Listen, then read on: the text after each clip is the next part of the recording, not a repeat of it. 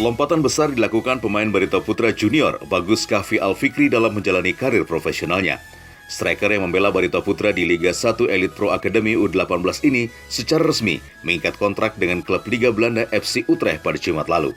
Striker muda Garuda Indonesia ini diperkenalkan ke publik dengan ikatan kontrak 1,5 musim hingga pertengahan tahun 2022. Opsi perpanjangan dibuka FC Utrecht untuk 2 tahun masa kontrak. Bagus Kahfi mengaku bangga bisa bergabung dan bermain di salah satu klub Liga Eropa. Yeah, it's been a while. It's been a hard situation, and then now I'm here. I'm happy. I'm very grateful to people who helped me so much to get this stage, and yeah, now I'm here. I'm happy with that.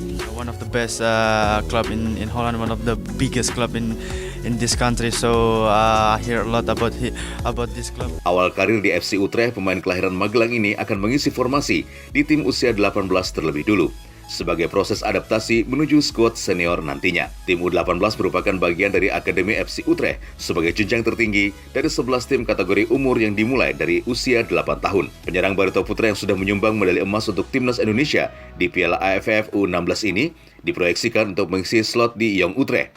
Tim ini berlaga di kompetisi Divisi 2 Liga Belanda. Bagus menjadi pemain ketiga dari Indonesia yang kini berkiprah di klub Eropa. Dari Banjarmasin, Dirgantara, Kalsel, 1net.